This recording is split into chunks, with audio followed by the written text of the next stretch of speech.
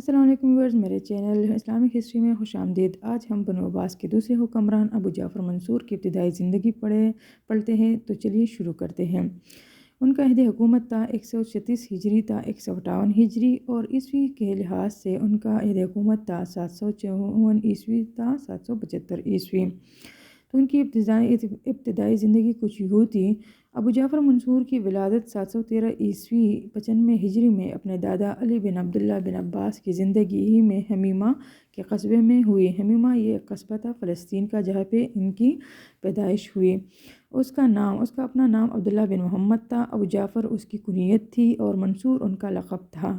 اس کی ماں بربری نسل کی ایک لونڈی تھی جس کا نام سلامہ تھا اور وہ بڑی عابد و زاہد خاتون تھی۔ ابو جعفر کا خاندان بڑا متمول اور علم و فضل میں یکتا تھا، لہٰذا بچپن میں اسے جو شاندار ماحول میسر آیا اس نے اس کی صلاحیتوں کو نکھارنے میں بڑا حصہ ادا کیا۔ عہد طفولیت ہی سے یعنی بچپن ہی سے اسے کھیل کود کی بجائے لکھنے پڑھنے کا بہت شوق تھا۔ اس کے والد نے اس کی تعلیم کا خصوصی بندوبست کیا، چنانچہ علم الحدیث یعنی حدیث کا علم، علم الانساب یعنی نسب ناموں کا علم اور فقہ و ادب میں اس نے بڑی مہارت حاصل کی۔ وہ انتہائی عالم فاضل شخص تھے اور پڑھے لکھے آدمیوں میں ان کا شمار ہوتا تھا اور بنو عباس کے حقیقی بانی تھے جس نے تقریباً 21 سال تک حکومت کی۔ وہ بڑا فصیح و بلیغ خطیب اور سخن گو تھا۔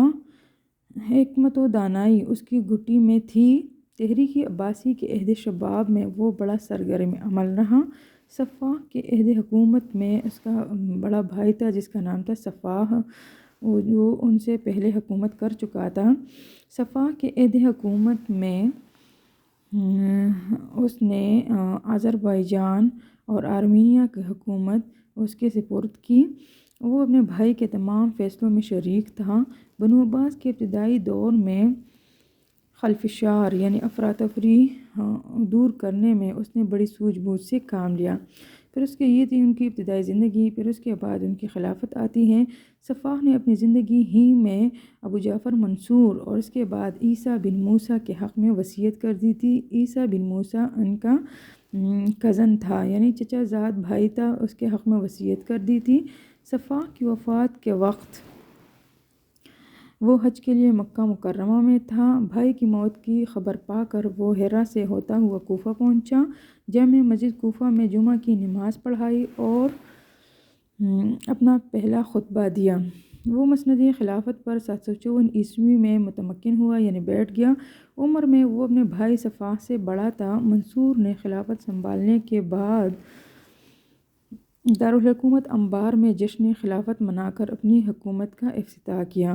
اس وقت اس کی عمر 41 برس تھی یعنی ابو جعفر منصور کی عمر 41 برس تھی۔ یاد رہے کہ صفاح ان سے عمر میں چھوٹا تھا لیکن پہلے خلیفہ بنا تھا اور ان کی موت کے بعد پھر خلافت ابو جعفر منصور کو ملی جو صفاح نے وصیت کی تھی۔ یہ تھی ان کی ابتدائی زندگی۔ امید کرتی ہوں آپ لوگ کو پسند آئی ہوگی۔ دعا میں یاد رکھیے گا۔ اللہ حافظ۔